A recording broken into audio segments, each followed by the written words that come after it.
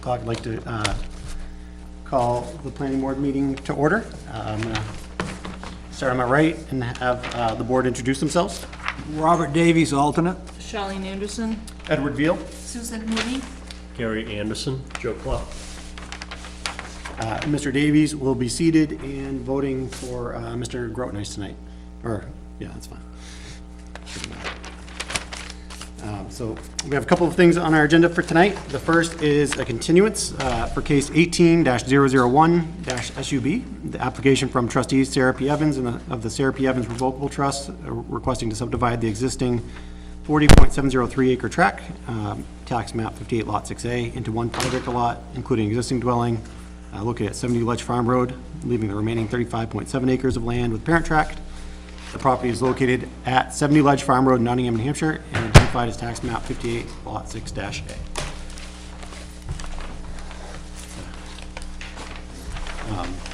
So this was continued from the last meeting. We're at the application portion still, and it was continued as the applicant needed a little bit more time to get a deed filed, and that has since occurred. The deeds have passed and have been registered with the Registry of Deeds.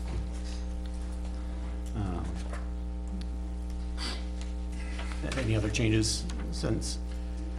No, we didn't get much beyond that. Yep. The board wanting the deeds, and as you said, they were recorded, and I believe you have copies, and I believe the assessor also has the copies, so things, I guess, we righted the ship on that aspect, so. And I did check and found literature from NHMA on that, and that we acted accordingly, that lot line adjustments are not official until they're registered with the deeds. Subdivisions are, as soon as we're done, it becomes tax purposes, they're taxed as whatever lots, but lot line adjustments don't actually occur until a deed passes. Of course. So that brings But us she back. owned all the land, so.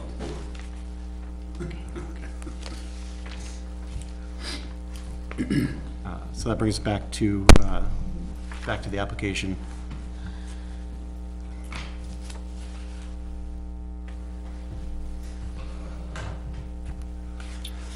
So everything I have here doesn't indicate anything that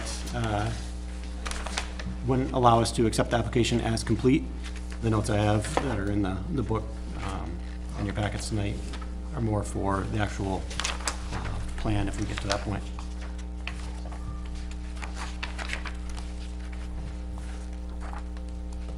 Just want to open it to the board for discussion, or would look for a motion. Where is the 5 acre lot to be divided off? It's, when you're looking at the plan, at the very bottom of the plan, it would be that. Okay, this one right here. Yep, leaving the larger parent parcel. And the rest, even though there's a bunch of pieces, is all gonna stay one piece, is what they're looking for. The second section there? Yeah, but I think before we get into those questions, we need to act on, we haven't accepted the application yet. He said no issues seen on the application.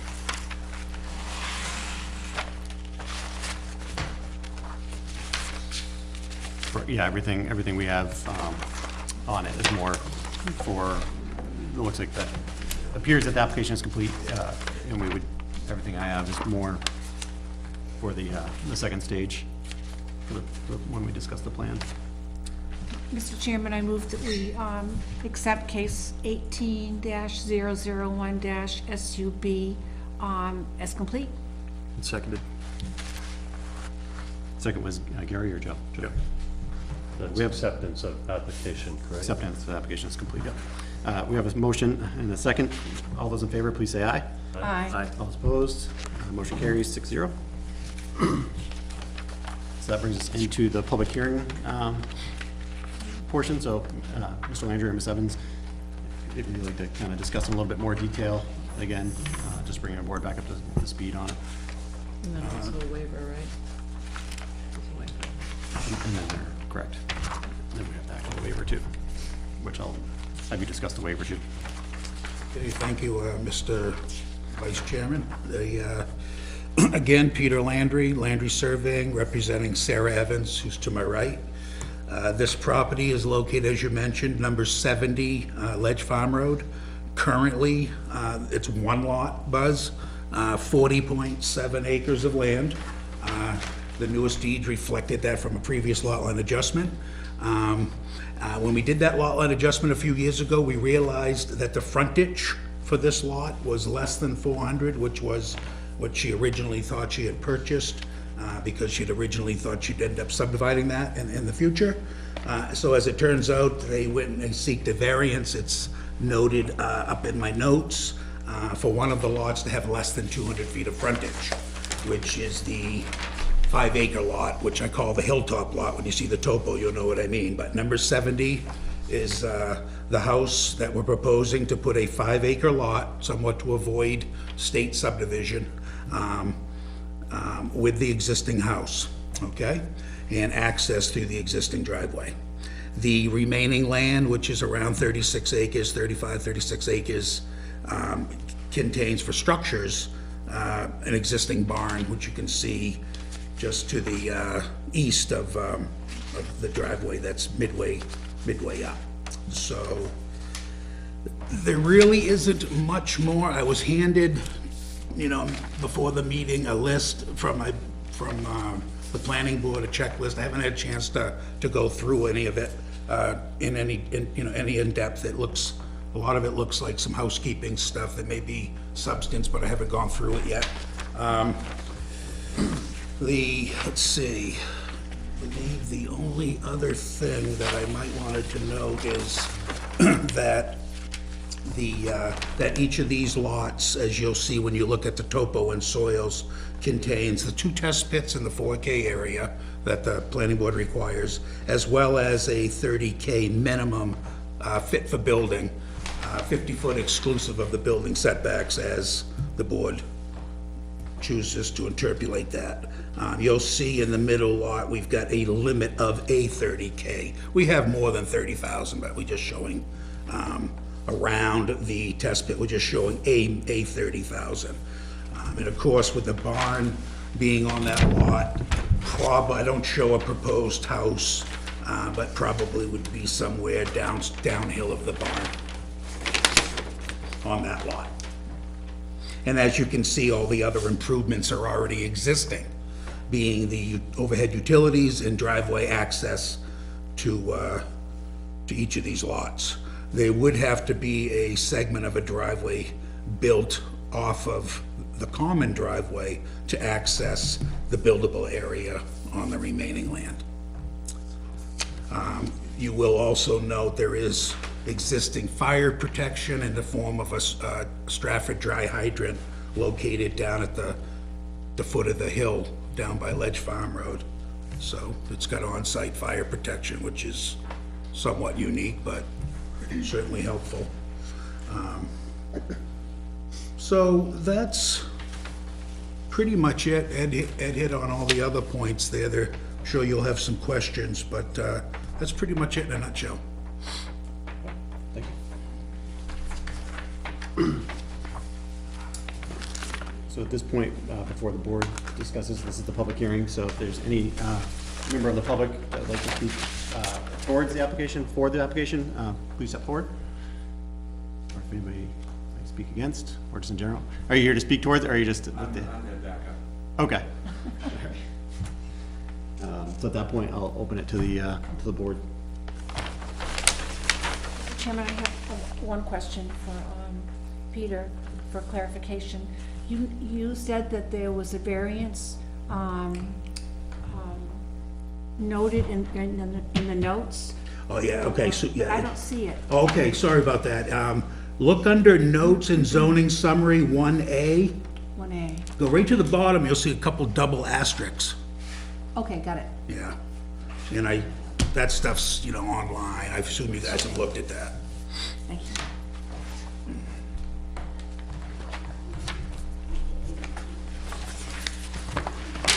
So I guess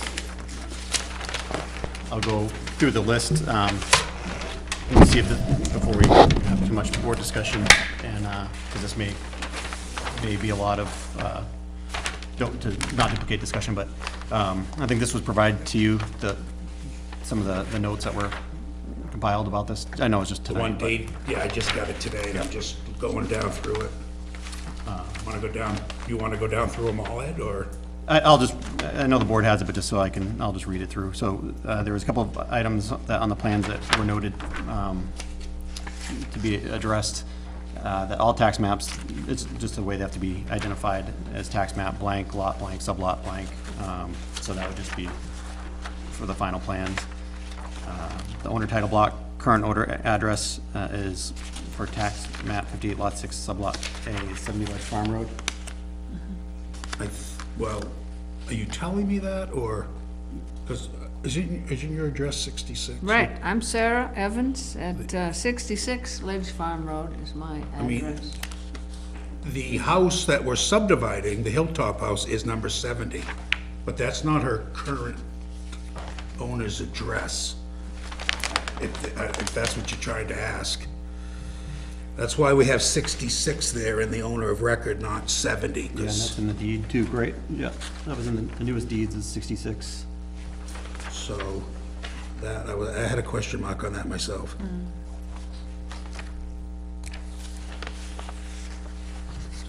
Follow back up on that one. Tax map 58 lot 6A sublot 1, so if this is approved, that lot will become 70, for E911 purposes, is gonna become 72 Ledge Farm Road.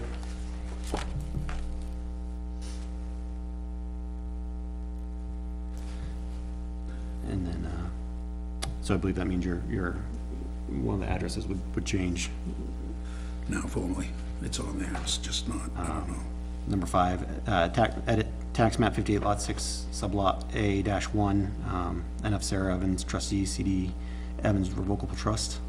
Now again, right now, this whole lot is 6A.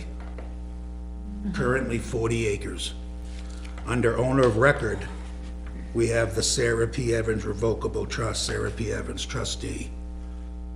So I'm a little Okay, confused. I'm sorry, it's, when you're looking at your plans, at the very bottom left. So where it says Evans, Yep, NF Evans, tax map 58 lot, right now it says lot 6A-1, but it should be lot 6, and then it'll be sublot A-1. So that'll be, oh, I got that. I figure, I understand what you want to do with the subs, but are you saying edit? So you're just saying edit not the name, not add now a formerly Sarah P. Evans trustee, CD Evans Revocable Trust. You're saying change the tax map and lot number to the format that you now would like to see it. I'm not sure which one, or both, or neither. I believe they want the, Is it the name? the Full name. Full name, like So you want to put the full name down it shows for there? the others, for the other Okay. lots. Okay, we can do that. So it'll look like it does up in 6A, in the middle there, where it says Yeah. now formerly Evans. Yep. Okay, all right. Okay, all right. 6, And then to show the buildable area, I believe you have it on the topo. isn't that where we show it?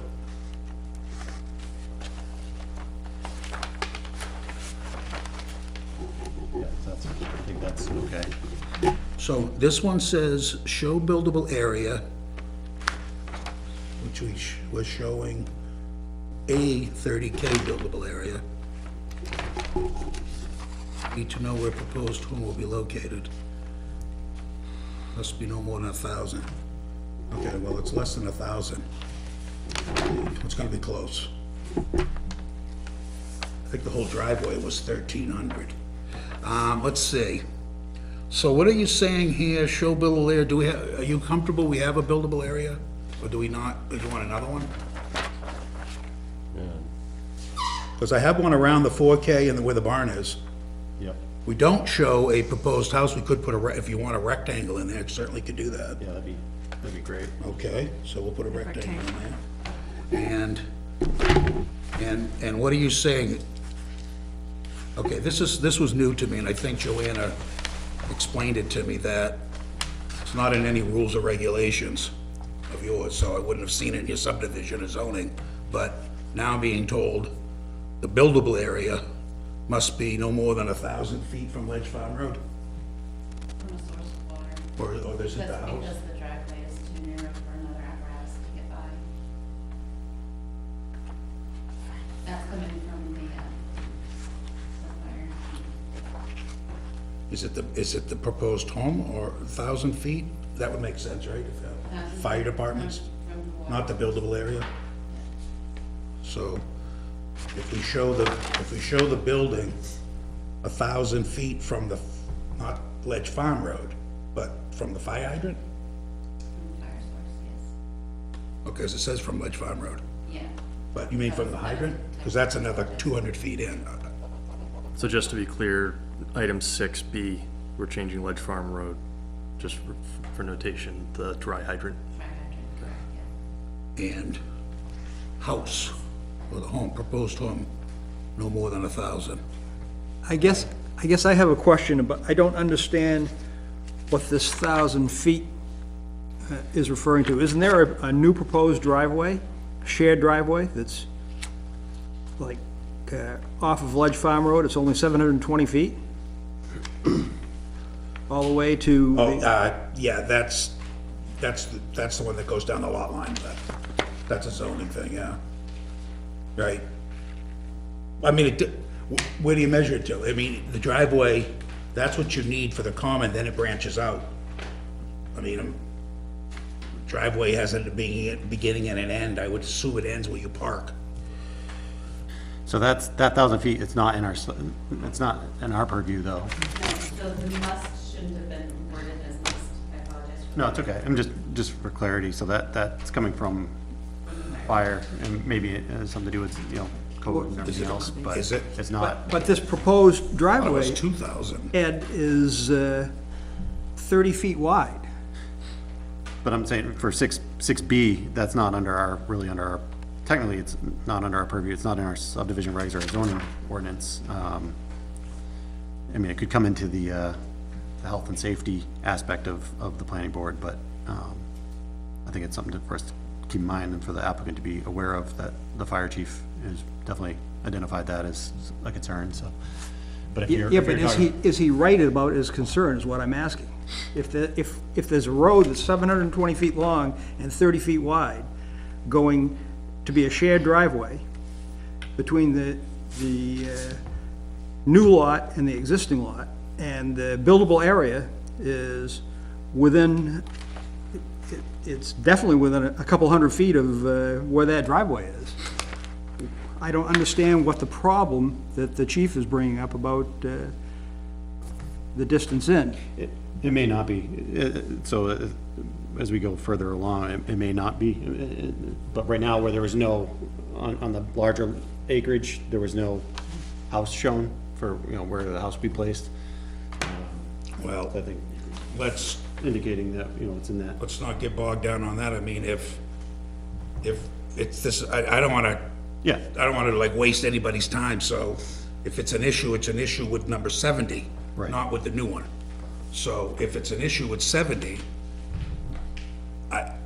I'm not aware, again, this is all new to me, I'm not even aware that, I thought it was a 2,000 foot difference, but it's now 1,000, and I don't know where any of this is coming from. Certainly the fire chief, he must have a code that he's using. I don't know.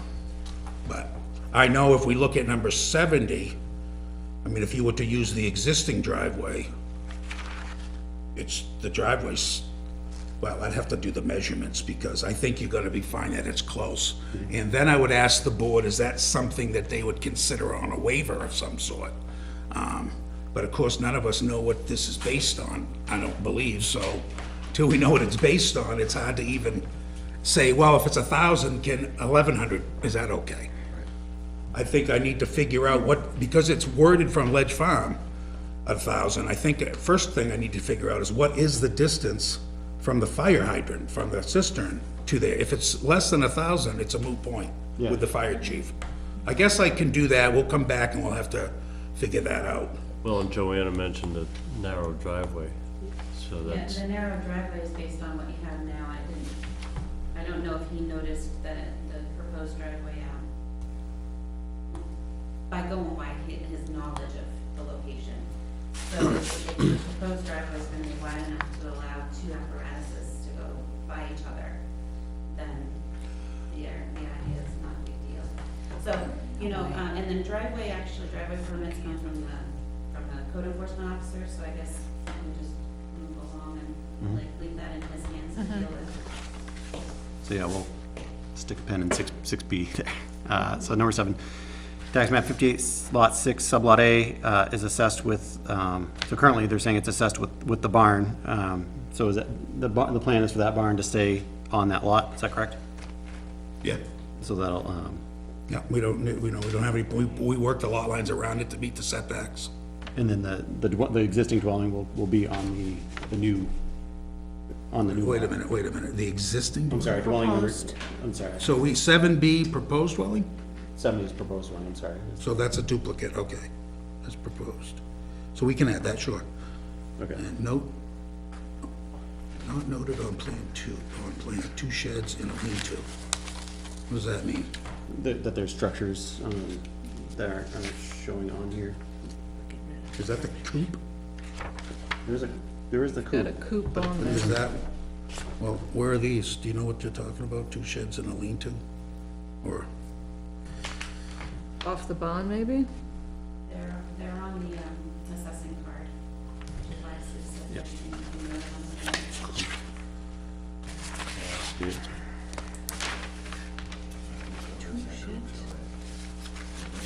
But I don't think, they gone? see it?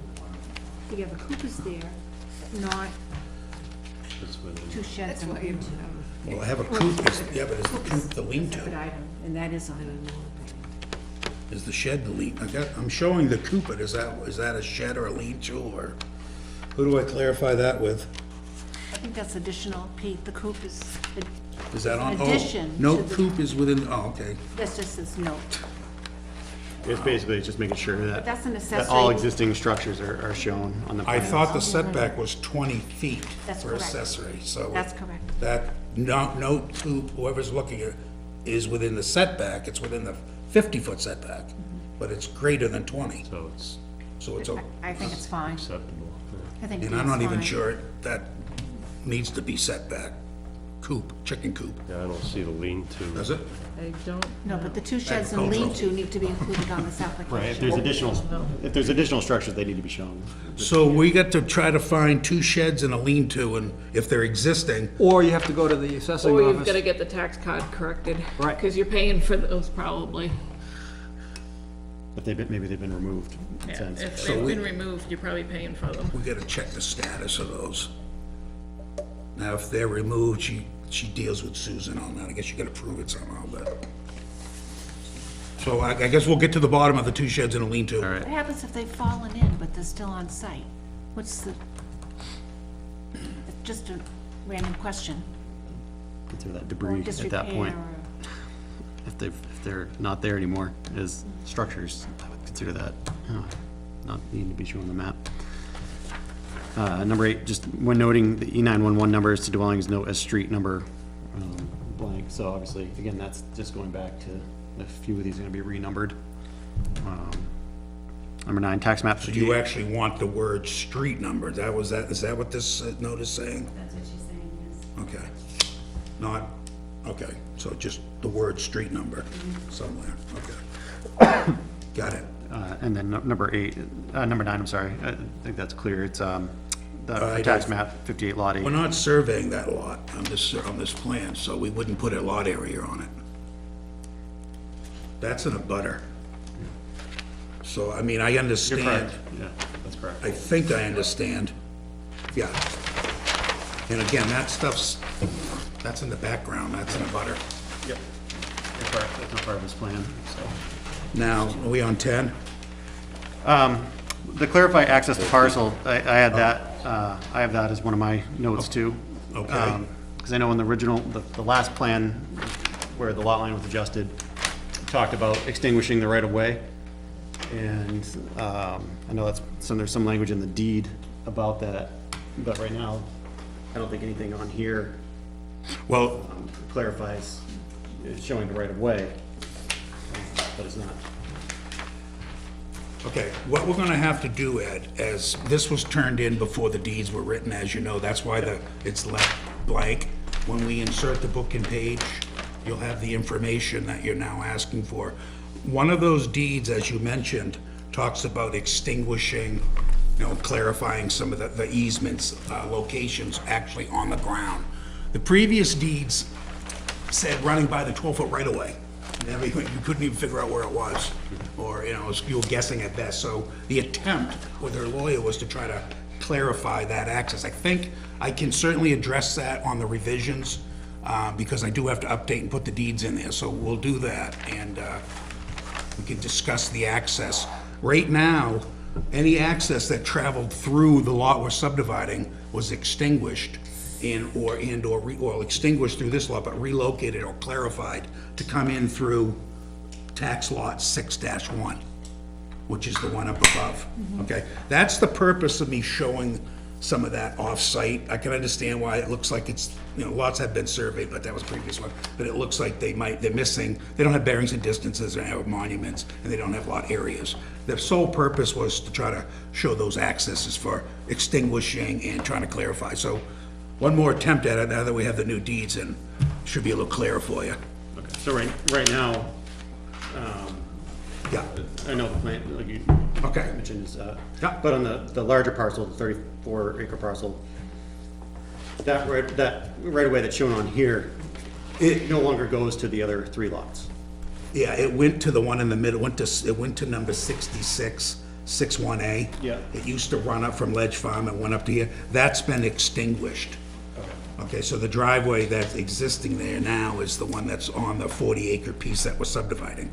The access to 66 and 66R and lot 6-1 is the upper traveled way that you see on the plan.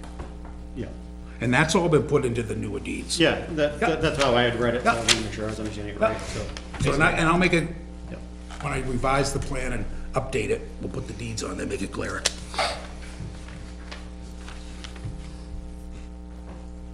Number 10, Yeah.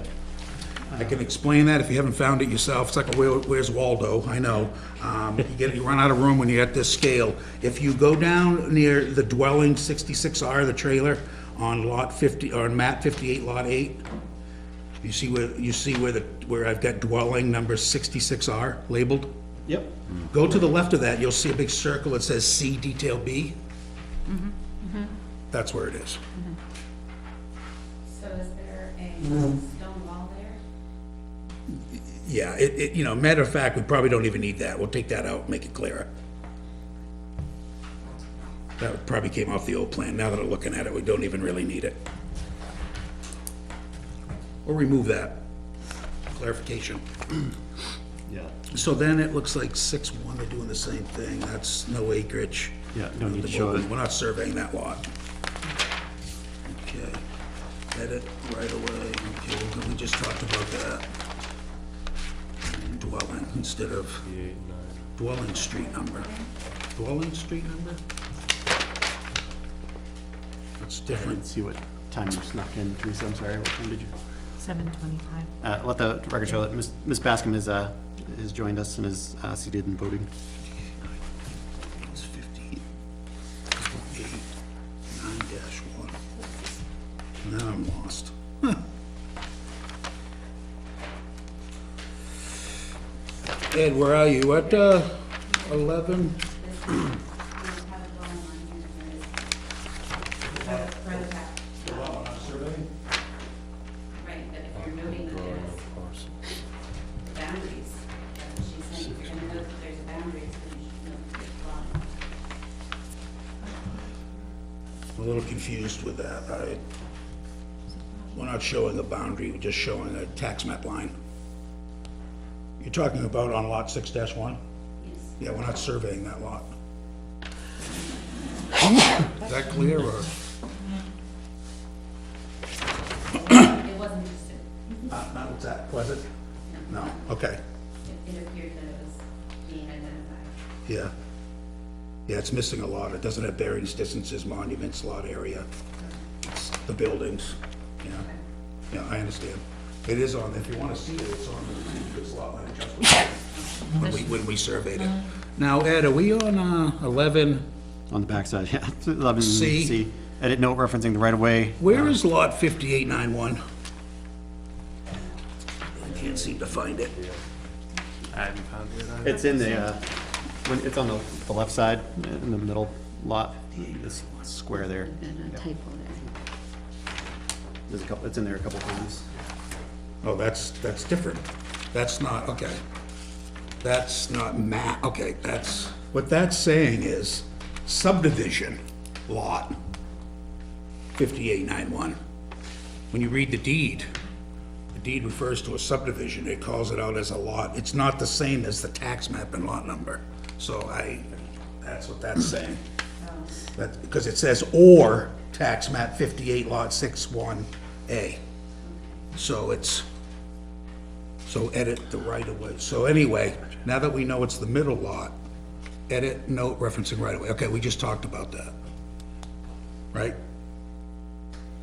That's the middle lot. That's number 66. And that note's gonna be updated anyway. So We're gonna update that. We're gonna clarify. That's what they need, and we're gonna clarify that right away. It's, I mean, it's no longer gonna go to lot 6.A anyhow. There's nothing, say that It's again? not, no longer gonna go to 6.1A, No, right? no, 61A is coming in from up above, Right, so that, like we talked about.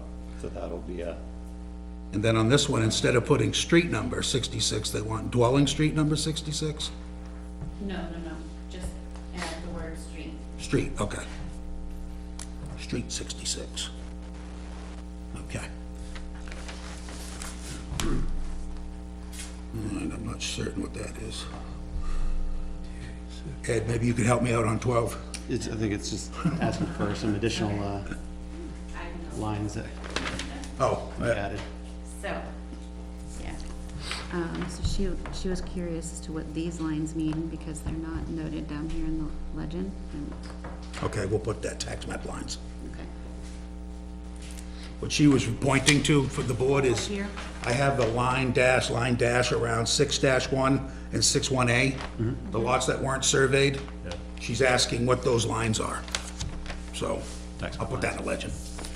Okay, good. 13, tax map 58, lot 6, sublot 1A. Again, you don't need to notate it, because it's not, not Okay. surveying it, so it's not part of this plan. So cross that off. 14, can no further subdivision be added to the plan in deeds? No. Is that a question? That's a question, right? Correct. No. No, all right. I mean, it could, but we're not gonna, right? We don't have to, right? There's no reason why we have to? Okay, just curious why that came out.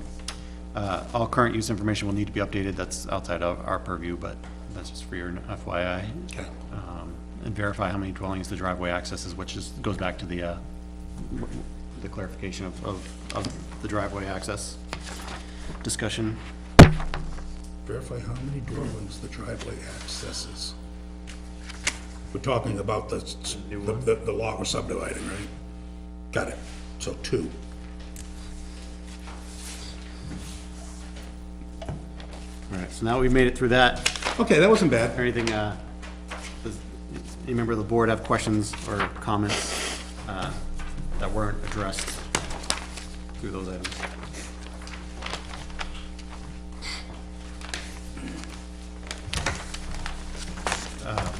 Going back to Mr. Davies' question about, so is the intent to now create a shared driveway on the lot lines? No. What I was trying to do there is, the zoning says that you have to have your curb cut. The curb cut, as you all know, is where the town right-of-way meets the private, out at the road. So it says each part of the zoning, it's not crystal clear if they got a variance for it, but it says each frontage point within your 200 feet has to have a curb cut. It says you could have a common or shared driveway. So what I'm doing here to try to meet that zoning requirement on the plan is, we have the existing driveway which serves the frontage, the 200-foot of frontage for the 36 acres. On paper, where the lot line hits the road is a common shared driveway, which they probably would never build, but it meets the zoning, which calls for a curb cut to be within the frontage. So that's how we've always done it, and that's why I showed it that way. So I got a note, I think one of these notes, maybe, yeah, note 1C. The idea being that in the subdivision regs, it talks about being able to use, new subdivision regs talk about being able to use a common or shared driveway of no more than 2 houses. So since this is already existing, it's already here, it services one of the hilltop, number 70, which will be changed to 72. It just made more sense just to leave everything in place. And that was somewhat how it was presented to the zoning board when Sarah presented it over the summer.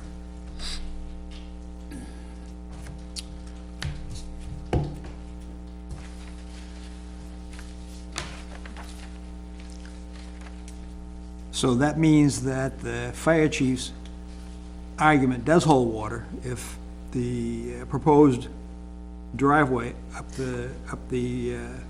between the 2 properties is not gonna be built. That means the only way to get into what is now dwelling number 70 is through the existing driveway, which is narrow and over 1,000 feet. I'm not sure it's over 1,000.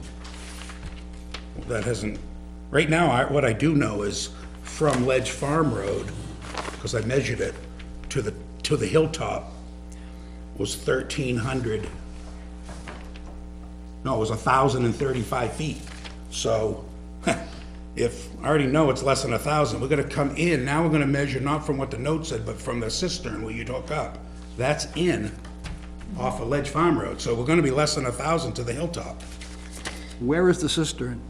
Oh, it's in the pond, down by the edge of the driveway. It says fire protection, dry hydrant. Dry hydrant. Did I yeah, said I- cistern, I misspoke. It's a dry hydrant. I'm gonna see if I can measure. It looks to be 150, 200 feet in from the road. You guys following along, or? Yes. Okay, sorry, yeah.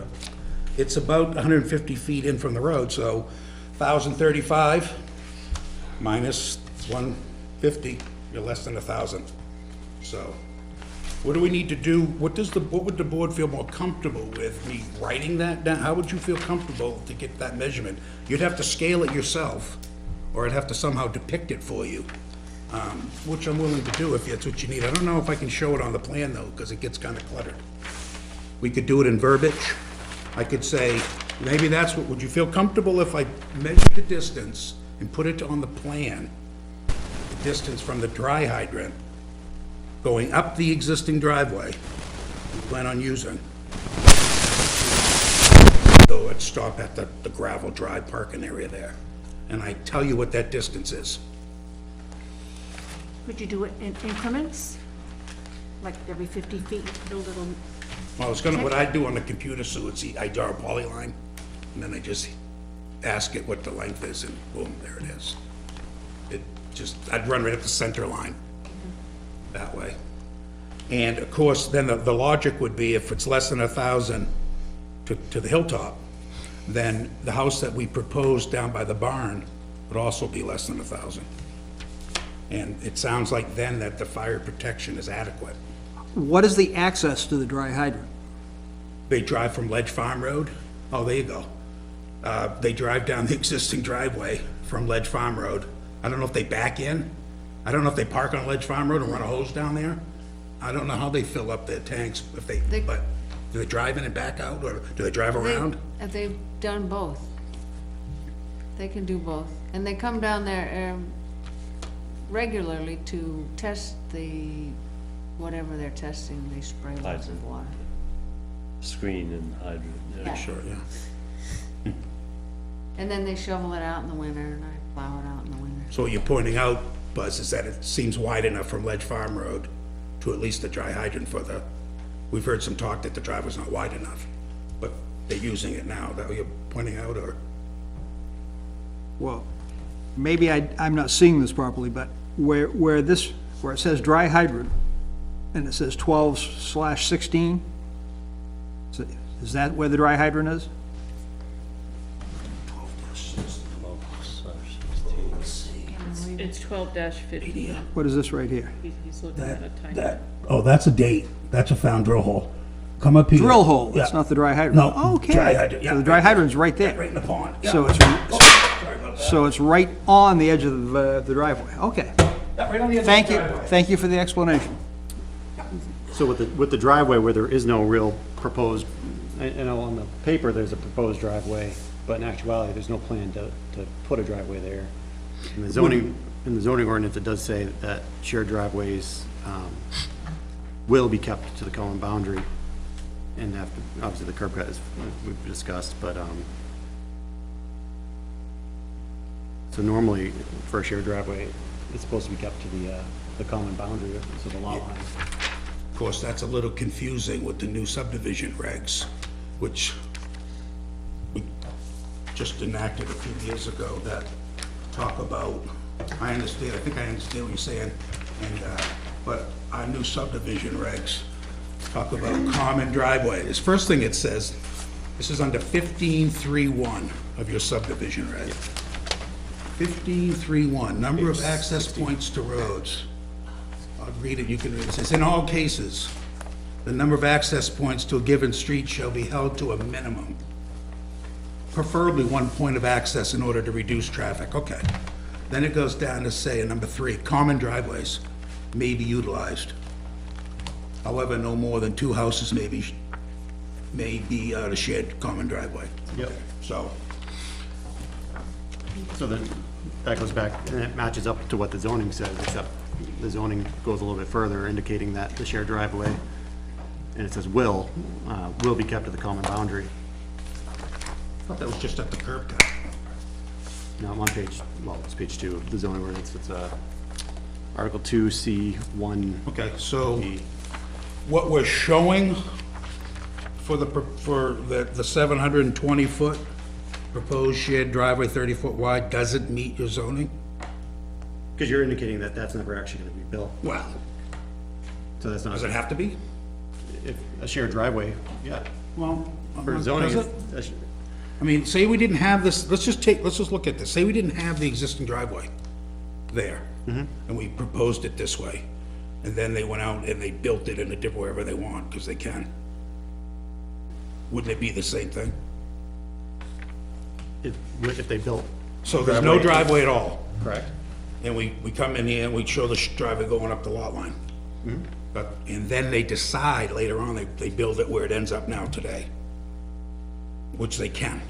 They don't need planning board approval to do that, right? I would So, think that would be outside Right, the, right. no, I'm So- saying, I think that'd be in violation of zoning. Because the zoning specifically states, the required driveway may either be a single or common shared driveway serving no more than 2 residences. And then shared driveways will be kept to the common boundary, will be kept, and shared driveways will be put in each owner's deed of record. So I'm just saying, so if this is gonna be, if this driveway is gonna be created, and it brings up other questions, the reason that that's important, well, it's in zoning and it's a will, so that would have to go back to zoning, is I think you'd be very unlikely to be able to build that driveway as it's proposed, because that's over 15% slope for 720 feet. And then you get into other areas of the subdivision ordinances and zoning. That aside, the question, so there's an assumption here that it won't be built, but the plan itself shows that it's there. Wouldn't it be under the purview of some other part of the town government to follow up on the execution of the plan? Well, my question around that would be the driveway permit, because wouldn't a driveway permit be required to go along with this plan?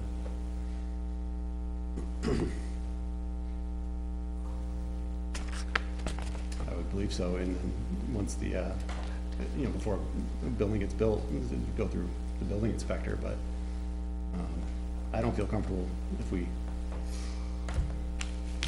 especially if we verbalize, say that, we're approving this current right-of-way to be the driveway without having a variance from zoning. why do I I think they talked about that. I wasn't at the zoning, but I did look at the minutes, and I did look at the application. And the one thing that I couldn't find, that apparently at the zoning board meeting, Sarah brought in a clean sheet that didn't have the proposed lot line. And Mike Russo made a condition, according to the minutes, that they draw that line in. I don't have a copy of that, but I guess from what I understand, it's pretty close to what we've got here. But that again showed, I think there's some mention of the shared driveway in her zoning application.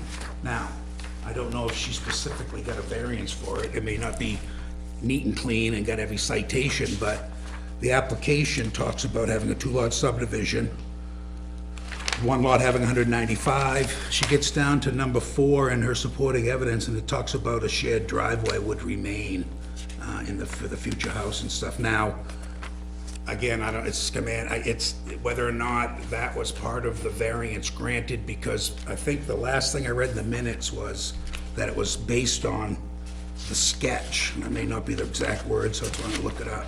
It says, Mr. Russo accepts the case, so he made the motion, with conditions of the as-drawn plan from the applicant.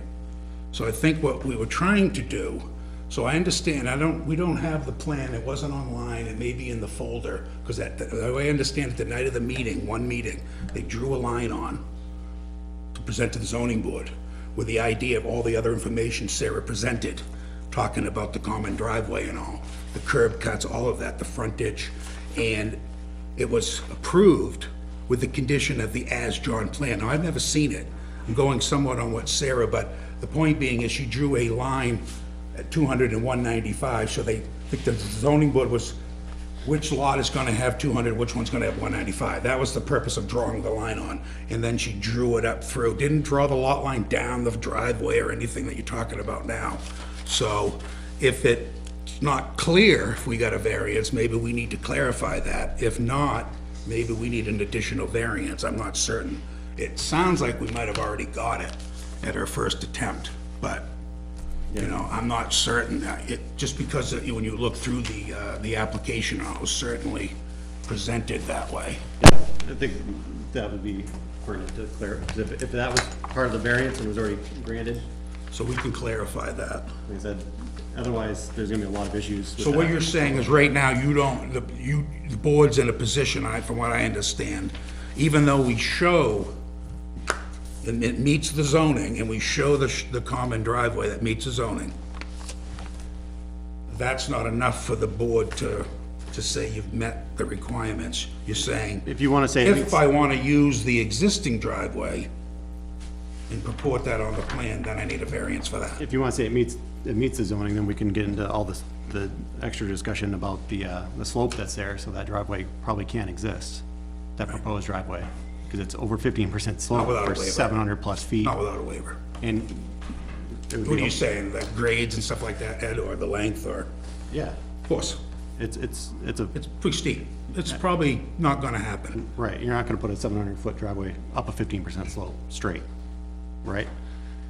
I wouldn't. I don't, and it can't. Grade driveways shall not exceed an 8% grade, and shall maintain a negative grade until it's beyond the ditch line. So you would have to either cut and fill substantially. Again, whether they'd be able to come in and then do a zigzag, I don't know, you gotta engineer that. That happens, they zigzag it to keep it. 8%'s pretty flat. On a 25, it takes still a lot of zigzagging. So at any rate, well, whatever the board feels comfortable with, I think we thought we might have got it, but if we don't, if that's still a contentious point, then we'll have to deal with it. Yeah, it's just because it's in the zoning and it's not in the notice. Oh, I get it, no, it's out of your, So just a- area. So how do we get clarification? Go to the zoning board and talk to Mike, or talk to the secretary? There's nothing in the files to, We just have the notice of decision, which just talks about the frontage. There-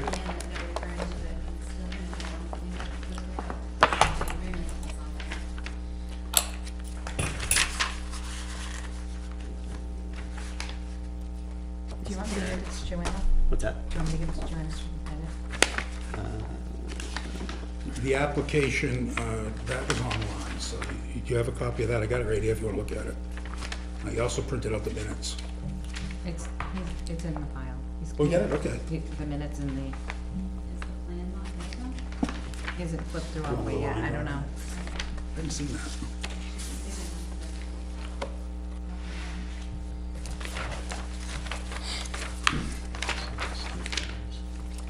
Yeah, it's the only place you could put the driveway, it's right there, but then you've got the racecourse thing, which actually goes right into the driveway. I think it's in here. That's another issue. Not in this, but there might be in there. So we can come back to that anyway. Okay, yeah. Is there more, Ed? That's it. Do you have a few more things, Ed, or?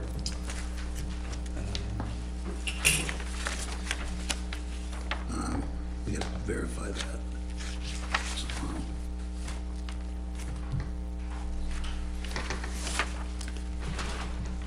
We need to see the well radius as part of the subdivision ordinance.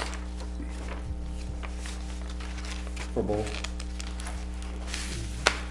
Okay, so we'll put a well, okay. Yeah, we could do that. We have the existing well down below, we'll put Yeah. a circle around it. And I'll put another one up by the 30K area. Yeah, show the radius, yep. Yeah, in a 75-foot circle, got it, radius. We can do that. And then that slope area that's greater than 25% on the topo, Yeah, that's not counted in the, it looks like you carved it out of the 30,000 square foot area. that's correct. Nothing over 25%. It is chopped out, and I don't know if you're looking at 11 by 17 or a full size, but Yep. you should be able to see it. And then it runs along the 50-foot setback line, as you guys have cleared that in the past. So, yeah. There is one little chunk you'll see, Ed, between the existing dwelling number 70 and the 4K that's greater than 25, which we chunked out. And I think that one had 31,055 square feet.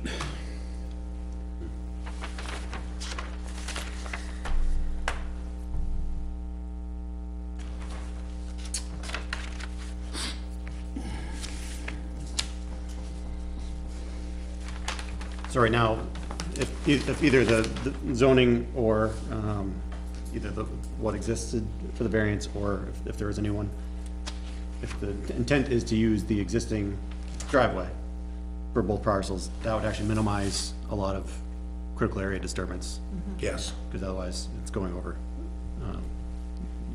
You'd be really close to some wetlands and poorly drained soils and then up the slope, obviously. I think that was one of my biggest concerns, is where you have the proposed shared driveway, it encroaches very, very closely to the very poorly drained soils, and I was concerned with what kind of accommodations you would make, for that impact. You know, culvert design, or, It makes a lot more sense, and, like Ed pointed out, it's steep to just use, to use the existing driveway. We may already have a variance, we may not, we'll have to, I don't know. That would be- Somehow, I'll have to figure out how we clarify that for the board. I would think talking to Mr. Russo, working with Joanna and Mr. Russo, might be able to get a letter to you for the file. Or Sarah will go get another variance, or attempt to get a variance. If she needs to. But, that's helpful, so thank you. And if it's if it ends up being a new driveway, then it goes to Concom for a review, Which one? because it's on a scenic road. If a new If new driveway, something other than using this? right. Okay. Yeah, okay. I'm saying that'd be another step. Scenic, so Ledge Farm Scenic? Could see it. I'm gonna label that Yes. scenic. I didn't realize that. and that includes, a public hearing for disturbance of, stone walls. Yeah, we'll try not to do any of that. We can use the existing driveway. I think that was the intent. That's what she told the zoning board. That's what's in the minutes, that's what's in the application, so. So yeah, most of mine, So that being the case, was around that. if, we're gonna need the plan redrawn if the zoning approves the use of the existing driveway. We don't wanna see that proposed driveway on there at all. I would take it off. If we Okay. if we clarify the variance, I would take it. I put that in because I felt it met the zoning. Never intended on I think it building makes it much more complicated. Yes, of course. And then we have, let's see if that's appropriate for tonight, let's get to it.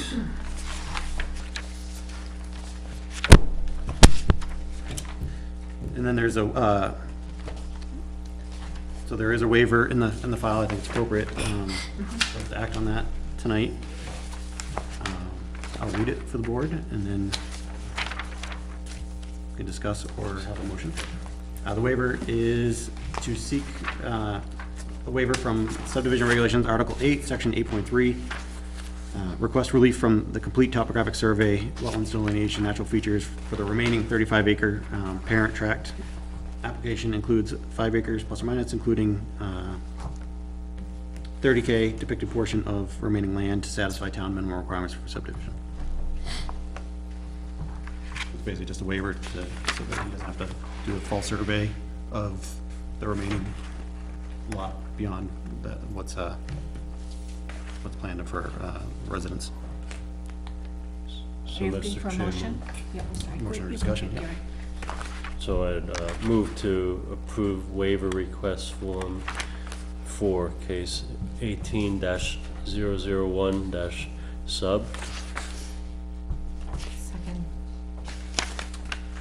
We have a motion and a second. Do we have any further discussion? All those in favor, please say aye. Aye. All opposed? Motion carries.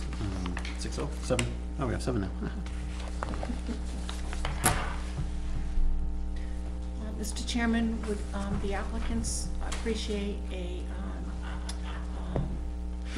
request that the zoning board revisit or consider using the previous driveway instead of requiring a new driveway, shared driveway? Yeah, I think that was, some of the discussion was that they were gonna go back and try to find out from zoning, if that was covered in the variance that they received. Okay. It's not spelled out in Clarification. Okay. the notice of decision, so. Either way, it's a problem for the zoning board. It's not our prerogative to waive the driveway Right, on the new lot. right. No, but if. Zoning issue. Right, but if we are to consider the driveway in the new lot, then it brings up a lot of Right. additional. Yes. Criteria, so. To winch them up. So should we be continuing? I think that would be appropriate because of the, just because of the number of little things that are being tweaked and that. Of course, the one other thing, just so we get it on the record, I forgot to mention, it's pretty standard. We haven't set the final monuments yet either, as you may know, so usually we'd condition that and give you a monumentation certificate, so. Yep. I guess it didn't need to be said, but I said it anyway, On the list. Yeah. for the record. Question for clarification, because I don't know. With, let's say there was a totally new driveway that was put in, are there setback regulations from property line for new driveways? No, the zoning ordinance specifically states that it should share the common driveway, common boundary. So I guess my line of questioning is if the waiver was to approve using the existing driveway that approaches the other property very closely, I'm just curious if there's anything that needs to be considered as far as a shared subdivision driveway that looks like it approaches 58 lot 6-1. Currently, there is not. No issue there, okay. We had that for another case that was a concern from residents, but there's no, we don't have any verbiage currently. Okay. So what I'm understanding is there's no setback for driveways. to property Driveways lines. can be in the setback. Excuse me? Driveways can be in the setback. Can be within them, okay. Because we certainly want to dot that I if we have to go to the variance if that's an issue, but it doesn't sound like it is, so. Okay. So it sounds like a continuation is in order. Before we take any kind of motions for that, does the board or the applicant have any other questions or or comment. Joanna, do you have a date? How much time do you need to go to the ZBA and then come back? Month, I don't know, at least a month, I think. I don't know, it could be one question in a letter, or it could be meetings, and then we'll have to postpone, or probably wouldn't want to do much until we deal with the zoning issue. We just run into, March, obviously, with the election. We're Probably limited gonna run out, yeah, we're until- limited schedule in March, but we don't want to delay it too much unnecessarily. Could we also get clarification from the fire chief about the, Probably yeah, not a that'd bad be great. idea. Well, okay, that's fine, but what I'll do for the board is I'm gonna put that in verbiage, what the distances are, so you'll have that. His number was 1,000, we're less than 1,000. I guess I'm looking for clarification on what the actual ordinance is but, that he, okay. so that you can apply that to the plan. Because we saw Ledge Farm and then we heard that it was. Okay, dry- so we dry gotta well, clarify so what if he can actually. clarify it for you, then you can apply that to your plan. Oh. Because if you're measuring, Okay, so we're not certain if it's from Ledge Farm or from this, I guess I don't feel clear on it because it's, That's what we're gonna ask the Yeah, it chief. seems- See what that, seems- so you'll is have that, to get back to me then, okay. right, 'cause okay. it's obviously, that's I out of. get you. yeah. Again, that I was thought out we of. cleared that. If it turns out it is zoning, Ledge Farm and not the Then we don't- dry well, and then you draw the lines from the dry well, then we're gonna come back here again, so. Let's make sure we get it right. So what do we have for, I don't know why it'd be For Ledge dates. Farm Road. So, March, we only have the 28th, and that's got, just one case to hear on it. So we could do the 28th, and hopefully we can clear it by then, or we could do either the meeting in April. bring that to you. See what works best for you all. Excuse me? What works best for you all, March 28th, or do you want to have that? Whatever, I'm going, your schedule, my schedule don't matter. Yeah. I'll be here if you say be here. You say the 28th at 7? I move that we continue case number P18-001-SUB to March 28th at 7 PM. Second. We have a motion and a second to continue the case to March 28th at 7 PM. All those in favor, please say aye. Aye. Aye. All opposed, motion carries 7-0. Thank you. Thank you all. Yeah, good night. I have one question. What if I didn't have a dry hydrant?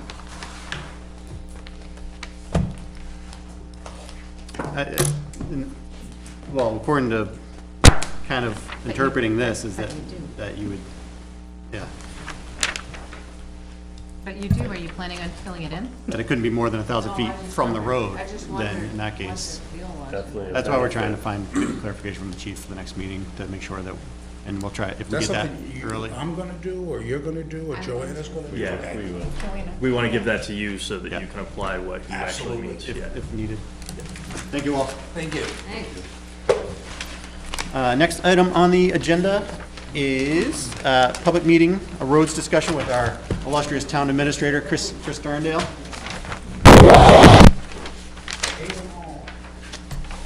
Gave you illustrious, so, Illustrious, called you illustrious, so you gotta live up to that. shines in the dark.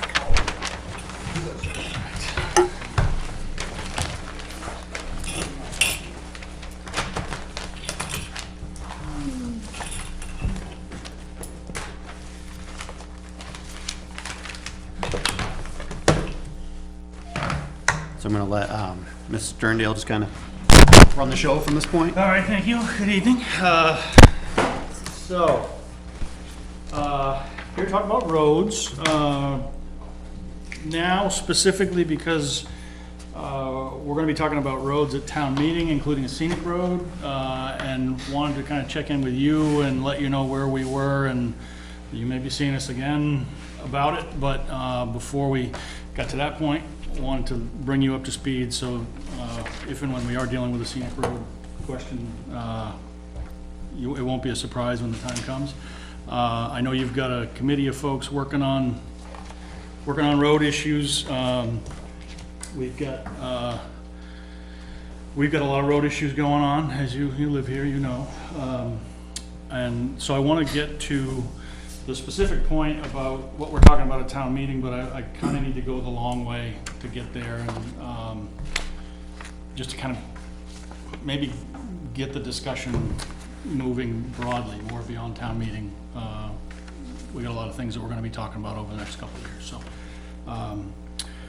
If it feels like I'm going too deep, just tell me to shut up and move on.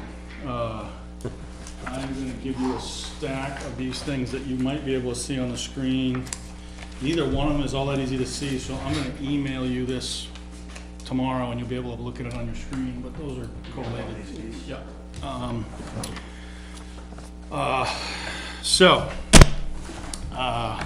If we can do all that, I'd love to talk about some private road stuff at the end if you have time. Not as time sensitive, but since we're talking about roads and I'm here, then. Yeah, I had questions about that, so I'm glad On the way to talking about a scenic road, I want to, if you'll allow me to take you on a quick walk down memory lane. Most of you have probably been here long enough to remember much of this. You have the slides that I'm going to show you on that package there. This is our road network in 1990. I just kind of picked a random, well, let's talk about a generation. We have decent data from a few different sources back that far, so started there. This is 1990. This is the road network in 1990. Since then, we've added about 60% more population. Population back then was about 3,000 in town. It's about 5,000 now. We've added about 20% more roads. Those have all been asphalt roads. Everything that's been added since then, shown here in pink.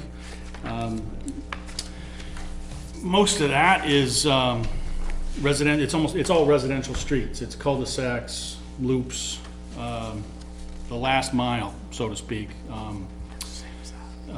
Of everything that's been built in the last generation, Francesca is really the only thing that qualifies as anything like a collector street because it's picking up traffic from a few of those other little stubs. But for the most part, the only people driving on these new roads are the people that live on them. These are not new thoroughfares for anybody.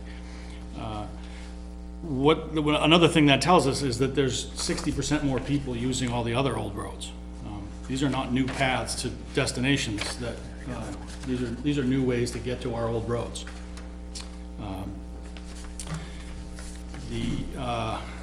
The lay of the land here. This is residences in 1990. This is pretty good data. This is all coming out of our assessing software, so it's not perfect, but it's good for big picture, high level kinds of things. The dispersion of people in town was pretty clustered.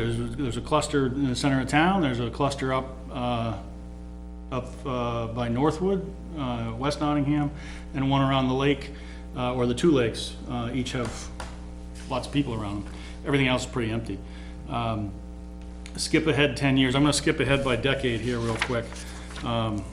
This is what things look like in the year 2000. So everything in pink was built in the 90s, and this is what things look like in 2000.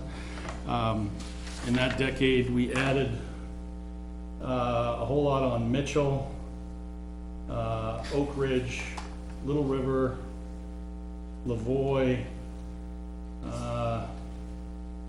and a scattering of other things all around, right? Another 10 years, boom. This is Francesca or Dunbarton, most of it. Revolutionary, Sophia, and still more scattering of other things in the first decade of this century. And since then, a little slower. This is Strawberry Lane and Carrier and Rocky Hill and the rest of Dunbarton, among other things. So all told, in a generation, these are all, this one that says 1990 to 2018, these were all built in this time frame. These are all new in the last 35, 38 years. We went from 850 residences to About 2,000. 2,150, I think. So more than doubling in the number of residences while the population went up by about 60%. if you add in, and see, you can also see on this one, the roads outlined there are newly built roads in that same time frame. So most of the new construction is on new roads, but not all of it. And we added Lakeview down there at the bottom. We accepted it. It had been built prior, but we just came to own it in that time period. If you add in what we know is coming, which is Maple Ridge mostly, there's, that is flying. If you haven't been by there, take a drive-by. We're expecting maybe 30 houses there over the next 10, 12 months. I mean, it's screaming. And that fills in, those are gray dots there. We know those are coming. This is everything. This is everything in town. These are all, this is all the residences, more or less. So you take that map and you can layer over it our gravel roads. These are the roads that we own that are gravel. You can see in a few places where there's suddenly in generational terms, a lot more residences near those gravel roads. And that's that's one of the big factors that gets us to where we are today.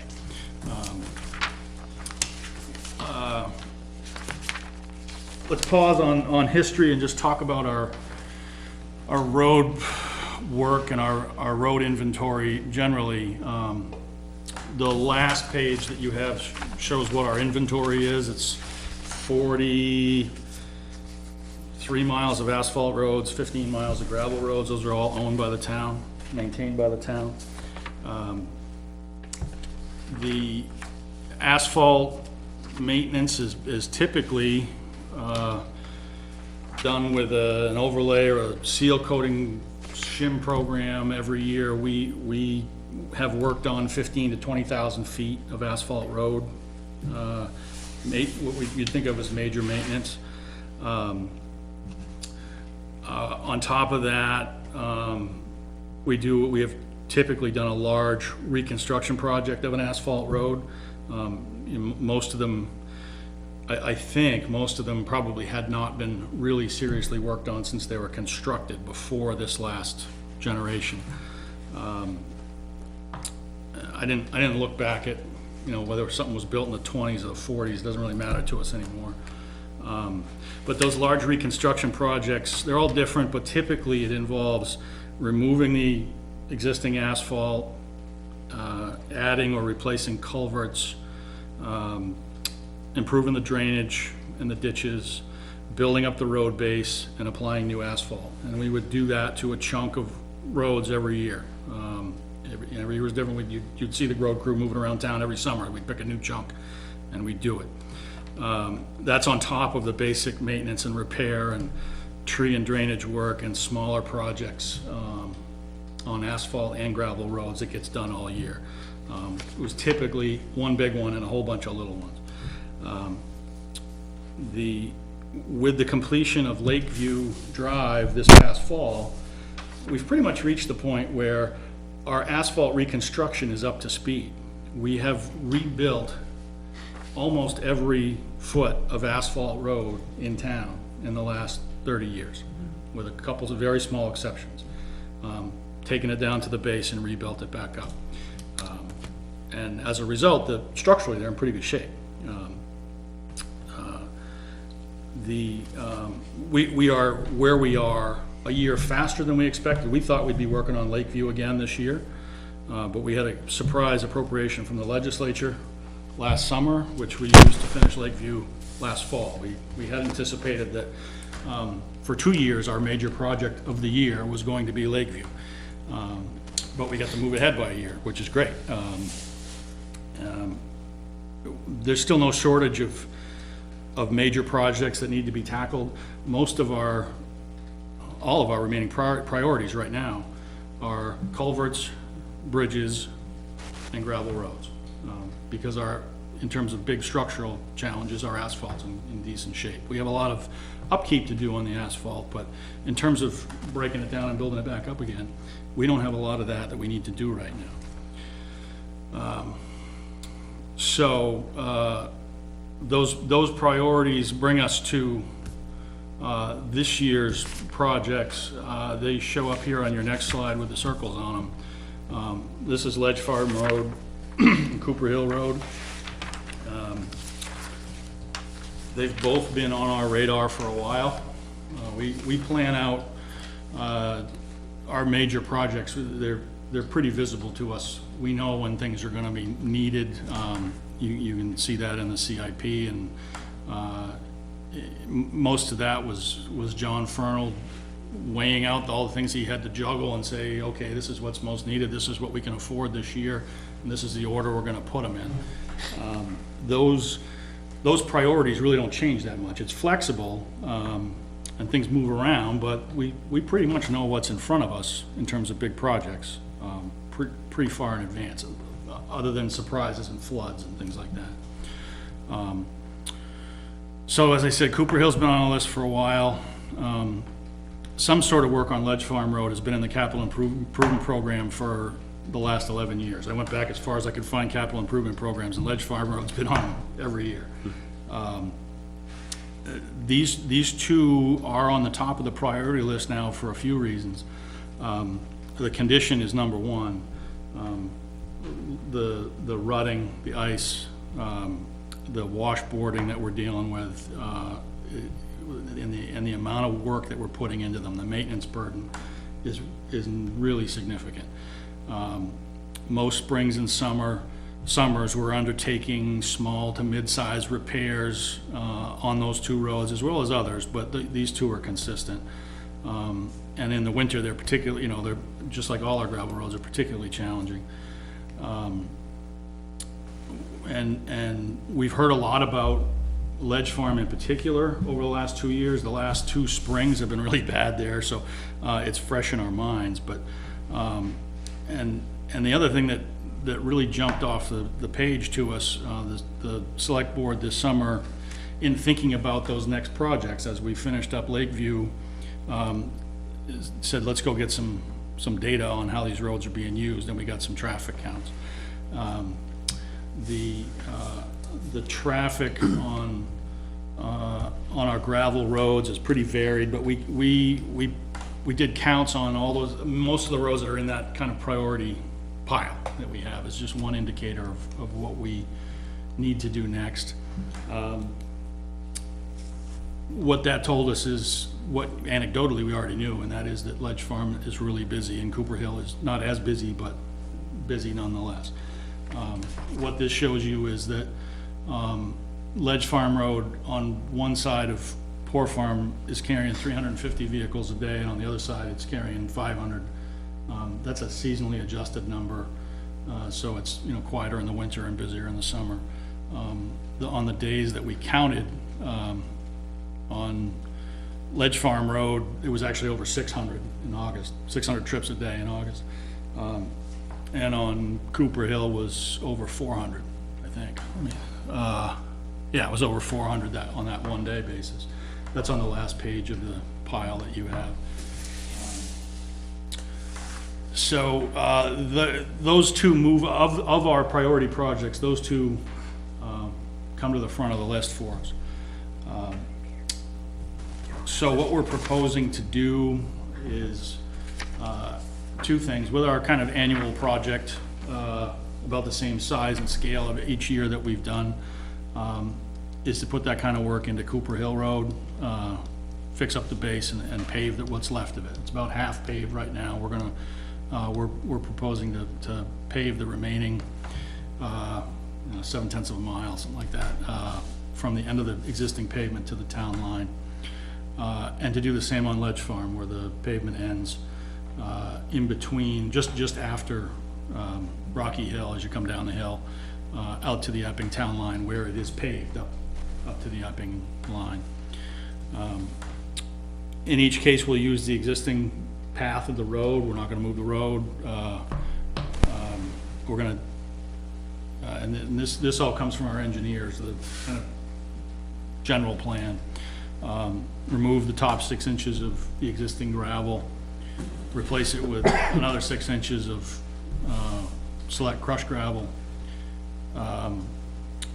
pave a base of it at 2.5 inches and another top coat of 1.5 inches, a total of 4 inches of asphalt, which is the town standard, what we would require a developer to build their own road at. We'll also do some improvements on ditching, under drainage, slope stabilization. We'll contract that work out. We will contract out the engineering, the scope and specs, the monitoring, compaction testing, that kind of construction administration stuff. We're not gonna do that in-house. We're gonna get our professional engineers to do that. We may do some work around the periphery of the project with our own crews, some of the ditch work or some of the brush work or things that we have the time and equipment to do. But for the most part, we'd contract it out. To get to that point, we're gonna need town meeting approval. We have one warrant article, which is just like every other year's warrant article for road reconstruction for Cooper Hill, and a bond issue for Ledge Farm Road. Ledge Farm Road is too big, too long, too expensive for us to swallow in 1 year's budget. And the select board went back and forth on a few different ways to try and get there, breaking the project up, doing it all at once, paying for it all at once, and decided that the bond was the best way to go. We'd probably pay it back over 10 years and start the work this year. Do the base coat this year, final coat next year on both of them. So if that's approved by town meeting, we would jump right into borrowing, design, specs, bidding, all that right away. At that point, we would find out if we need to come back to you because we're taking down trees on Ledge Farm. Ledge Farm is scenic, Cooper Hill is not. The early thought from the engineer is that it won't be necessary, and if it is, we can work around it. So we're not expecting to, but just in case we do, we'll be back. Certainly no stone wall moving or anything like that on Ledge Farm. And I think, what else do I have to show you? I think that's it. That's the traffic count on Cooper Hill. That's 349.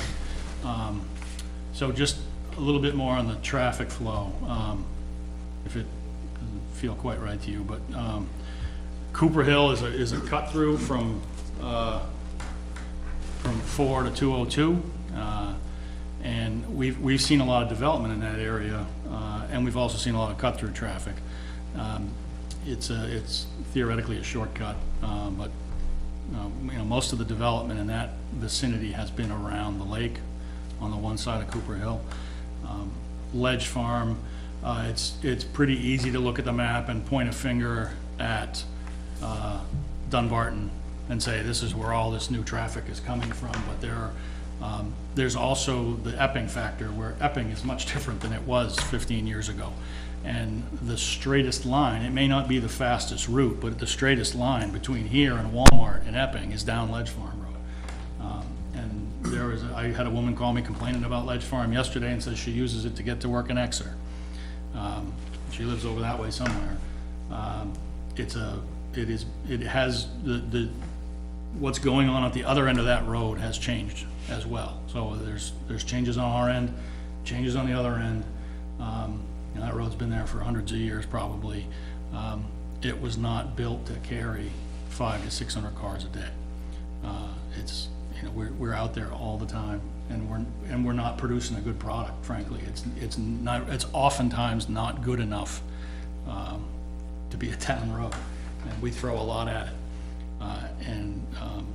So coming into this, we know that paving of gravel roads is it's an emotional issue. It is a what kind of town do you want to live in issue. It is very subjective in that sense. We get that. The select board totally gets that and said, well, let's put it to the voters and see what the voters want to do. The business case for it is pretty strong. The benefits of it will be, and this is Cooper Hill as well, for all the time that we spend grading, filling, digging it up and filling it back in again, that is all time and material that can be used in other places in town. So we won't see a dramatic drop in the amount of dollars we're spending. We will see indirectly, we will see better roads in other places. We will make our gravel pit last longer, our grader will last longer. Those are all things that impact the town. The things that benefit, there's probably, the benefits to the people that use the road are even greater. Wear and tear on the vehicles, travel time. The people that live on the road will see dramatic dust reductions, obviously.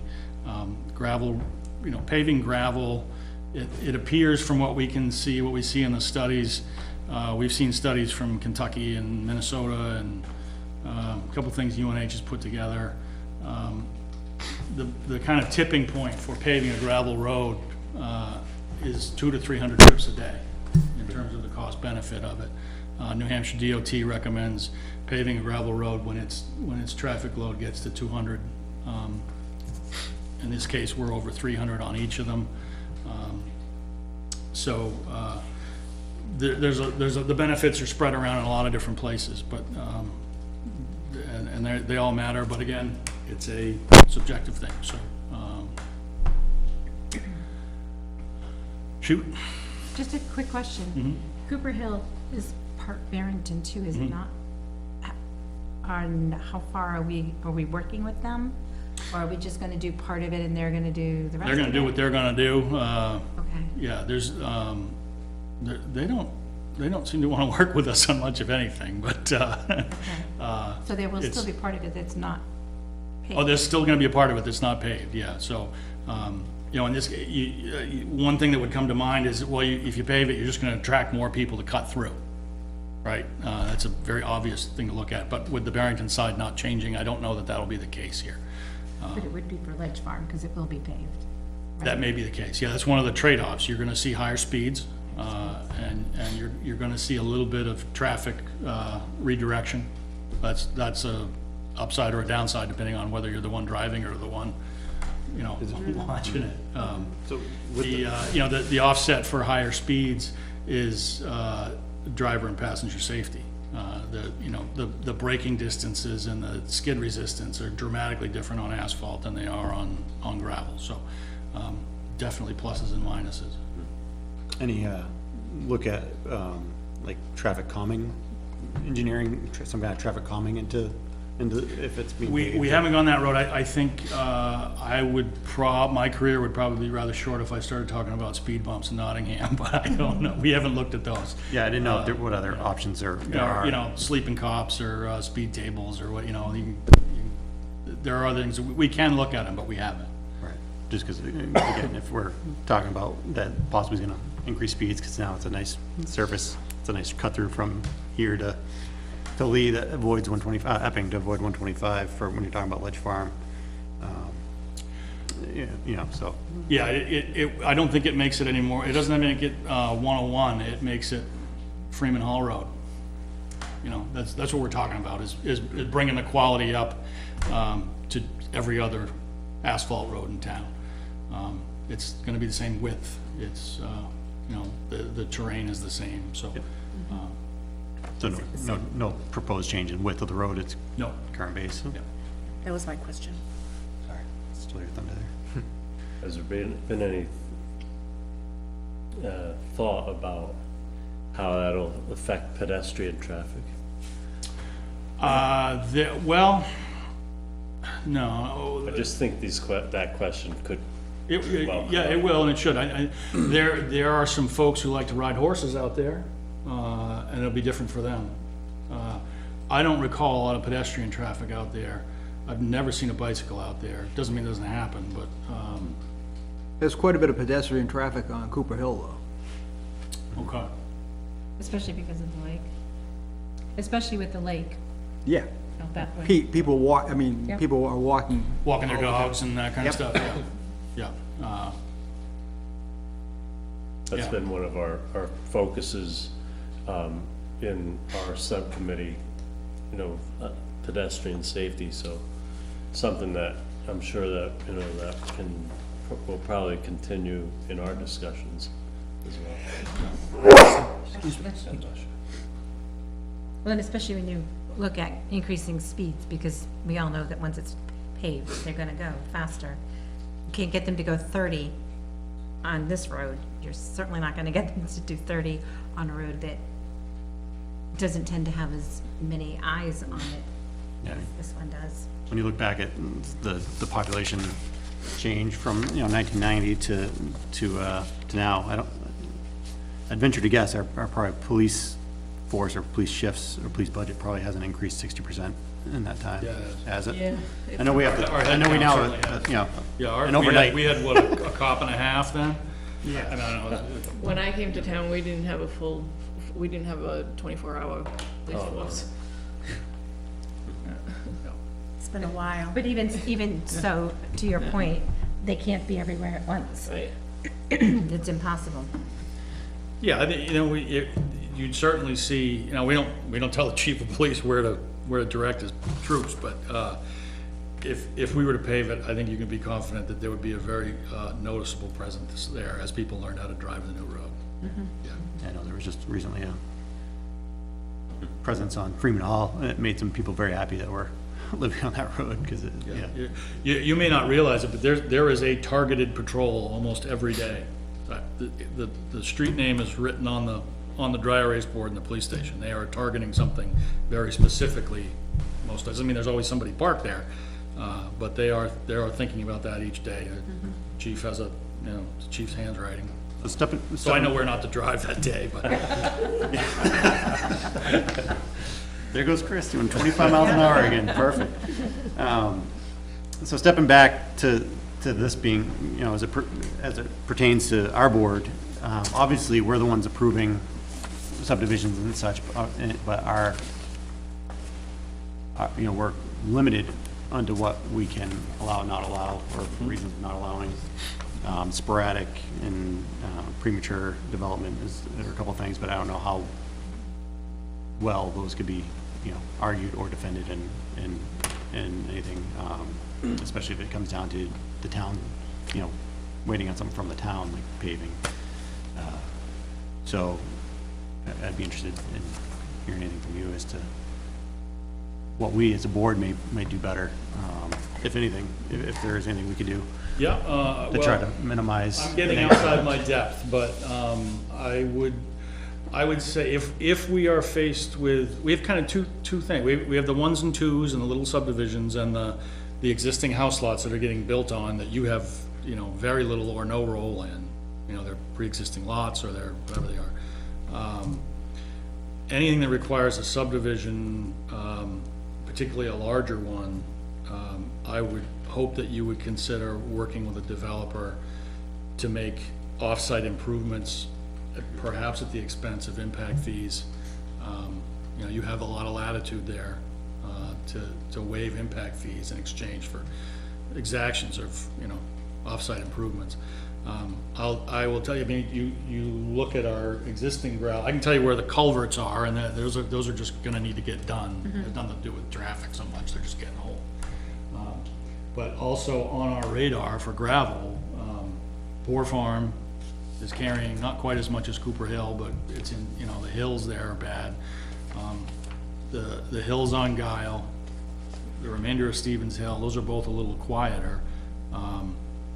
I have my eye on Mitchell. Most of Mitchell is paved, but there's about a mile left between the pavement and Kennard? Smoke, yeah, right, it meets Kennard. With Maple Ridge coming online, and the entirety of Maple Ridge is gonna avoid Case Road, it's slow and gravel. Anybody going west out of there is gonna be on Mitchell. I think that Mitchell's already in the 300s in terms of traffic, and all the westbound traffic is gonna go through there, so that's on our radar. But anything you can do, I guess that's the first thing that jumps to mind. I think the other thing too is, like, if you think about Ledge Farm Road, and you look at the traffic study that we did, so, the developer was willing to go from the square to Rocky Hill. In actuality, if a traffic study was done, we might have said, well, no, go to poor form. the other we way. want you to go the other way based on the traffic study, so, and we can, as the planning board, write in our regs, can require traffic studies, and I think one of the things that we can do moving forward is if it is going to be a development where it's either off of a dirt road or where a dirt road might be kind of that traffic pattern out of that development, is require a traffic study currently, and then based on how many houses might be coming in, we can estimate how much more traffic that would be, and then maybe look at requiring the developer to do improvements to that dirt road, whatever that may be. But, so I think there are, some things that we can do right now, even within our existing regs. Yeah, I don't know, well, you're thinking of Rocky Hill, Right. not Francesca, right? That's when that was Right. done. That wasn't that long ago, but even since then, Epping has developed even more. So the lay of the land is different now than even than it was then. Probably not as dramatic, but Epping is much different. It is, there's a lot of reasons to go to Epping that weren't there 15 years ago. So, speaking of like Epping, because I've heard Epping mentioned when I've been at like joint planning board meetings in Raymond, and because obviously it's creating a lot of traffic outside of that corridor. So Epping controls that corridor, obviously, but you're really getting into regional impact with the development that's occurred there in a short period of time, pushing more cars to residential roads and higher speeds in those roads and things like that, higher traffic counts, because they're trying to avoid 125 as much as possible, or they're filtering into it, but a lot of it's trying to avoid it. I don't think we have anything to really do different, because it's not in our hands, but Yeah, in your traffic counts things, the other thing that I just want to make sure you see, that really, the Ledge Farm number surprised me, but it didn't blow my mind. What blew my mind was that third line there. Stratford Regional did these counts for us, and they did one by mistake. They did it in the wrong spot, and that was at the end of Francesca, where Francesca meets 152. We didn't need that number, we didn't pay for it, but it blew my mind that there were 600 trips in and out of Francesca on a Wednesday in August. There's, 103 houses or something in that development. They say 5 trips per household per day coming out onto a main road. Yeah. That's a modest estimate. And this is more like 7, on that day. I guess that is another thing you can do, is always keep that in mind in terms of impact. Now, we don't have to deal with it very much, but the day may come where you have to think about the weight of the vehicles, that, one truck passing over a road does as much damage as like 5,000 cars. And it's, trucking really matters when it comes to roads. So in the cases where there are, any even light commercial kinds of things, always keep that in mind, in terms of wear and tear on the roads.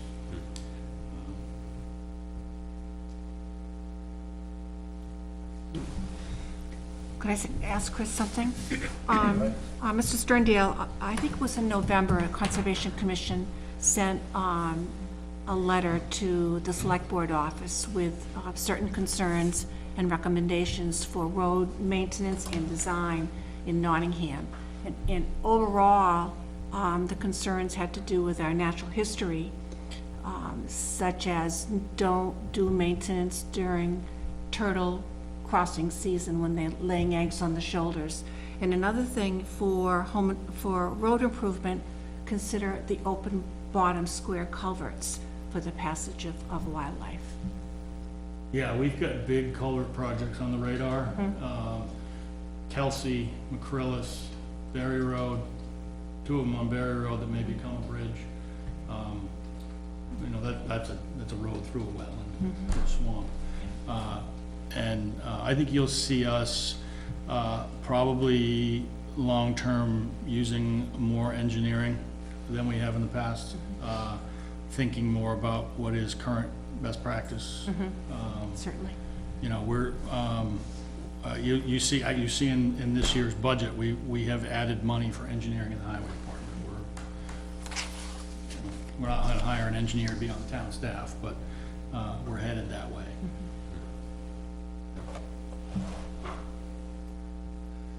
Going to, you mentioned, private roads, that you had something for us on that too. Oh, yeah, this is more a plea for help than, and I don't know the answer to everything, but I just wanted to, and I hope to have this conversation with the zoning board as well, and just to make you aware of the challenges that we're either experiencing ourselves or seeing other people experience around development on private roads. We've got 15 miles or something like that of private roads in town.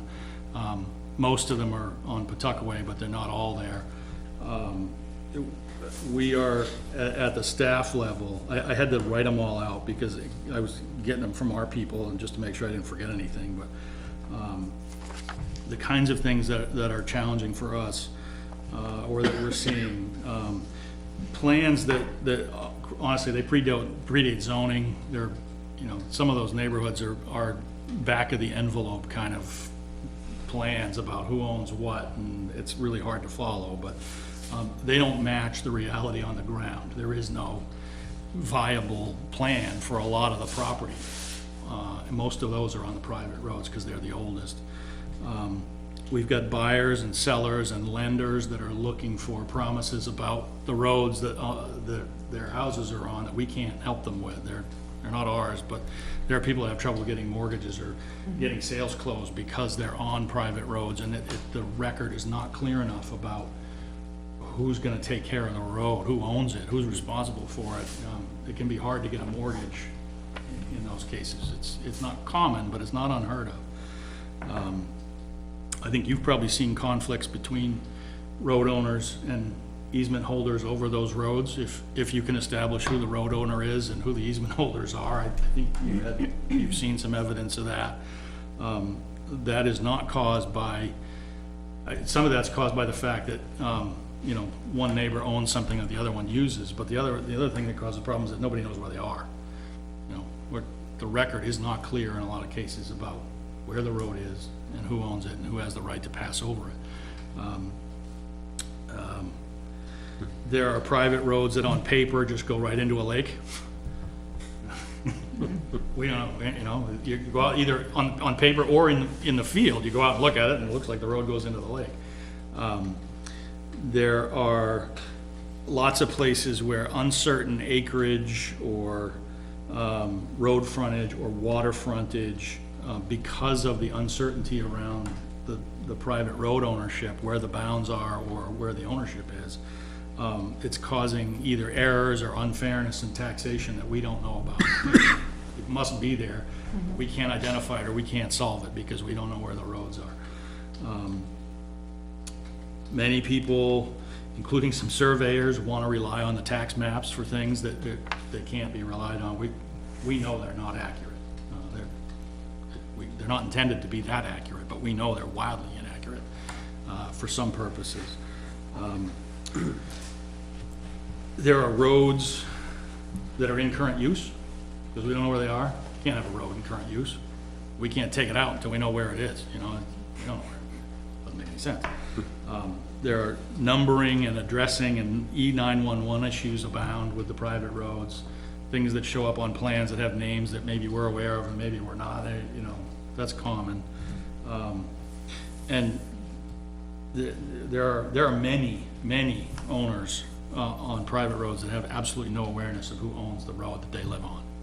There is a very drastic difference between the legal reality and the people's perception that live on these roads. It's widespread.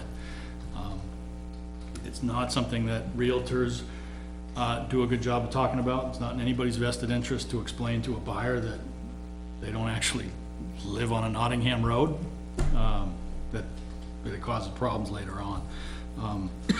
And in very few cases, we have functioning road associations. There are a couple that we're aware of, but for the most part, it's kind of the Wild West in the private road. I don't know how to fix all those things. All I can tell you is that it would be really helpful for us in your work is to help us establish who owns these things and where they are and who has the right to pass over them. That is, you'd think we have that information, but we don't. There is no reason for us to have that unless somebody forces the parties involved to create it or give it to us. To the extent that you can require surveys, title searches, or anything like that to, you know, in the process of setting your conditions, that we would appreciate. It would pay dividends in the long run. These are long-term structural challenges that we have, legal structural challenges that we're not gonna fix quickly, but if in your work you can chip away at that for us, it will pay off in the long run. You know, there will come a day when we have to establish who is responsible for fixing something. And we don't have the tools to do that right now. And so the more you can do with that, we would appreciate it. If you need technical help, or if you need us to find somebody to help you with that, we will do that. You just gotta holler at us, but, anything you can do to look for those questions would be helpful for us. Definitely becomes a liability issue for whoever technically owns the road, because if the road is not kept to safe passable standard and they're responsible for that, then, I mean, it doesn't help the town. If you can prove that somebody owns the road and is aware of a default and doesn't do something about it, then yes, there is a liability, but paper trails in a lot of cases are not that good. So for us, on the plan, for anything that does come in on a private road, asking for somewhere in the notes to indicate road ownership status, or I think. Yeah, a lot of the things that I've seen have relied on, you know, neighboring surveys or whatever. It's you know, I totally understand how a surveyor would look at it that way, or anybody would look at it that way. Well, everybody's always said this is where the road is, and that must be where it is. And legally, that has some weight, but it's nowhere near as good as a survey, all the way back to the point where that road meets a Class 5 road. There are, and I was just looking at one that you handled, and this is not me criticizing you, but it was just the kind of question that comes up. There was a subdivision off Mountain Road within the last couple of years where a private road passes over newly created lots. I don't remember exactly which one it was, but in and of itself, you know, there's a private road, somebody owns that road, but it's on somebody else's land, so there's easements and ownership of a road and a parcel that are all overlapping, and that, to my knowledge, is not possible. So, you know, people that own these roads or own parcels on those roads, we gotta help them achieve what they want to achieve on their roads. We don't need to be obstructionists, but we gotta find a way to solve these. That one, I think it was Saks, and I know we discussed that ad nauseum, but Yeah. about that road, because I know you're talking about where the lots on It may be on the- one end had some, Saks and then Jamsa behind it, is that yeah, right? yeah. So it was, we had that, but I remember, because we had asked about that, because access for the people who obviously live at the other end of it. Yeah. And, Yeah, we just had a case, we were beating back on folks around, it was a zoning case where, you know, road is, the parcel at where the Class 5 road meets the private road was in itself being subdivided, and that has impacts for everybody that carries rights way down the road, and who has the right to divvy it up, and who has the right to give rights to other people, and, you know, we don't have any lawyers in the house, so it's, those kinds of things are coming up all the time, and our people are banging their head into the wall, or residents are banging their head in the wall trying to figure these things out, and we can't help. I know if it's a subdivision on a private road, that it goes to zoning, and they give a variance or don't give a variance, and then it comes back, or it usually comes back to us, and then we hear the case Yeah. fully. But have we overstepped at all on that with private roads? Because if you read the RSA, it almost sounds like it goes, the actual building permit or whatever, at that point, it might be the selectmen that have final authority. No, I don't, I think in our ordinance, there is a path to getting a building permit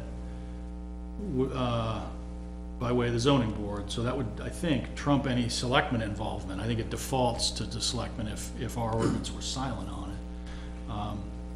But I can't give you an example of something where you've overstepped. No, I was wondering more about if we were missing anything more, I guess, more than overstepping. When you read the RSA's about private roads and development on private road, it kind of discusses. goes into depth. Yeah, and I hope over the next few months, I hope to be able to come back to you with some more serious suggestions about things we could do through ordinance to tighten this up, just to, you know, if not in practice, you know, I don't know what those are yet. Well, you mentioned about the road associations though, and especially around lakes and stuff, I know in many areas, well, in one area specifically where my daughter works for one and other camps as well, the associations take care of the road. Everybody, you travel it, you pitch in on it, and you help with it. Is there not a way for us to do that with these private roads, to kind of force their hand to, it's your road, you take care of it, form your association and take care of it? But not all roads are owned by several people. A That's lot of right. private roads are owned by one person. Then that person should be the one caring for it, not the town. Right. Yeah, he's not saying the town isn't, but the town, we're, it's creating, it's private property, so the town is kind of in a way hands-off, because it's not ours. I mean, it's, but it's just trying to, when they're talking about tax maps and other stuff, it gets into a very convoluted area. You know, we have on, It's we who's have, responsible. we have that checklist, right, of what's required, right, for when someone's doing a subdivision, right? And maybe what we need to do is review that and add to it, like, if it's a private road, we want a title search prior to it. Or, you know, we want copies of the deeds, you know, it's always falling on us to do it, but the applicant should come forth with that stuff, so we have all that information. So I think we could do that with just that checklist, just add a couple of things to that checklist that are specific to, you know, some additional requirements that we would need for that, for those private roads, because of the complexity and because of the, well, just everything that Chris laid out. I mean, I think we could go down the road of ordinances, but I think short term, I think we could probably just make some adjustments to that I checklist. think that's a great idea, because getting that up front might change someone's mind if they're the first person on that private road, and then they're left with the burden of trying to chase down who owns the private road. There's a lot of legwork and probably legal fees and things that they would have to deal with, that maybe it's too much. And if we let them know that up front, they aren't gonna go through a lot of process that's maybe more than what they're willing to undertake. I know we're not alone in this. I know there's a lot of discussion in Northwood. They're seeing the same thing, a lot of, you know, requests to build on private roads and things like that. So I know they're dealing with this as well right now, but, it's probably not a unique issue in New Hampshire, especially in this area. Growing towns. No, and it's tough for you, and the reality is, for the most part, these are not all of a sudden 6 new houses on a private road. It's ones and twos. It's, you know, the old lot that somebody's been in somebody's family and they finally put something on it, or, you know, unmerged a lot and dropped one on there, or, you know, these larger property owners are probably wise enough to do these things one at a time, because it's much easier to add 1 or 2 onto an existing private road every 10 years, than it is trying to do it all at once, and have to build a legitimate road. I don't, you know, I don't blame them, I'm not doing anything wrong, it's what I would do. I just pulled this up, this is the last one I had just in my pocket. These are vacant parcels with frontage on private roads. In the purple? Yeah. That's not big parcels with a house on it that you could further subdivide, it's not, you know, that they are completely vacant. Well, we know one's coming because it's already come to us in a partial, Yeah. so that one's Zafran? Is that the one? The big L-shaped one there in Yeah. the middle. Cahill. Okay, right, yeah. Yeah, that one's, They're coming, they're, you know, and, you know, if you look at the growth, you can see that our clusters are within striking distance of the lead traffic circle and Route 101, and guess what? That's what this is. It's coming here. The economics tell us it's gonna come here. I don't know who these landowners are, and there may be Right. special circumstances, but, Right.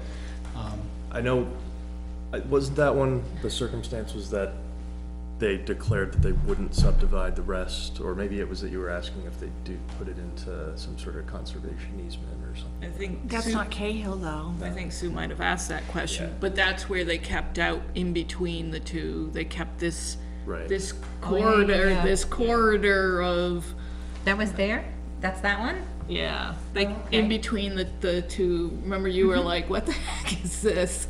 And, but, Footpath. You know exactly what it is. yeah, yeah. No, they did restrict it. They Yeah. restricted it permanently to, In the deed. to the deed foot restricted it. traffic. Yeah, and- foot And traffic. I guess that's what I'm getting at, is I wonder if that isn't telling the whole story, if any of those plots are currently deeded to no longer be subdividable. No. None of them.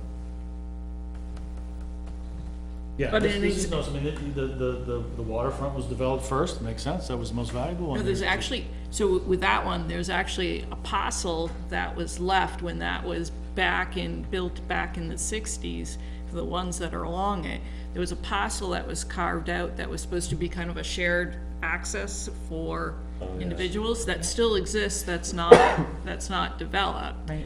And connects You can actually see it if you look Next to closely it. right there. Is that where the marina goes?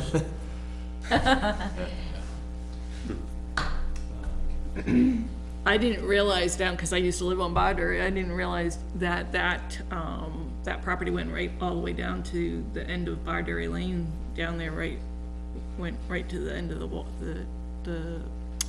water, the edge of the water. So for us, though, for takeaway, so obviously, it goes to zoning to actually get approval to be allowed on a private road. And then from there, for us, we can, at this point, since it's not in any regs, we can request on the plan that they clarify road ownership status with the deed note or whatever. Yeah, and if we need to set some standards for what that looks like, or find some standards, you know, you can get somebody to give you a document that'll say all kinds of things, but we'll, you know, if we need to help you establish what that needs to look like, or, you know, we don't, like I said, we don't have any lawyers now, so. Do we, I mean, obviously, if there's a checklist that's recommended, once the first person finds out, is there something that you would want for that documentation to make it easier for others, or just so that we have it on record? But We're gonna have to find an example of it, Yeah. or get some guidance on what works. Yeah, I don't know, like I said, when I started, I don't know what the answer is, I don't know what I want. Yeah. I'm just telling you what our problems are, and you know, I hope to find some solutions for them, but. Well, the other part of that too, it seems that we should be working with the zoning, you know, they're involved in this too, just, you know. Yeah, and I'm gonna hopefully have a similar conversation with them, and, you know, just lay some breadcrumbs for future stuff, but.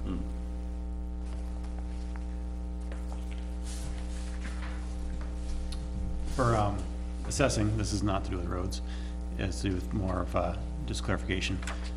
And I know you've been on other boards and towns. To my understanding, and the way it would work for the assessing department, since what we do affects that department too. Oh, very much so. So again, lot line adjustments, not official until a deed passes and is recorded at the registry. Subdivisions are official as soon as we approve them, or as soon as we sign the Mylar. You're aware when that, I would think it's upon signature, but, and then it's official for the tax maps and assessing and taxing and, well, I mean, nothing's official until it's recorded. yeah. Right. Yeah, and the last case you were dealing with got hung up in a recording issue, you know, that, you know, that, And that was a lot line adjustment, so. yeah.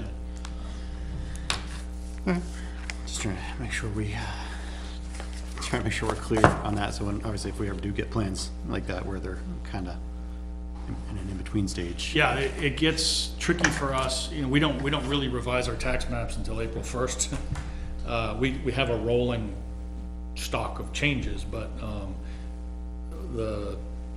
these processes are all happening in parallel. We're really watching the registry, that's the most important thing for us from a tax point of view.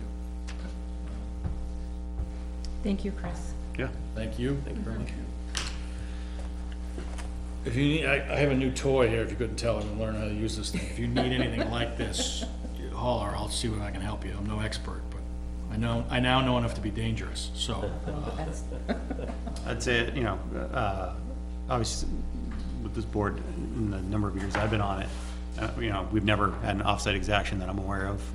What? Offsite exaction, or, Oh, you know, yeah. offsite improvements, except for, Ledge Farm, but that was, I think, offered up by the developer. To do, and it was developing, you know, paving back to the nearest corridor, which is 156. Yeah.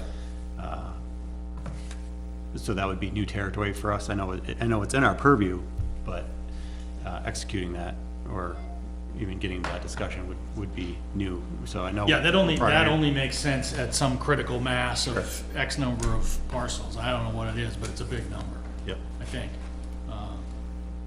You know, something that's gonna involve new road creation or impact on a gravel road. Like you mentioned, Maple Ridge, that's 76 houses, 72, somewhere in that area.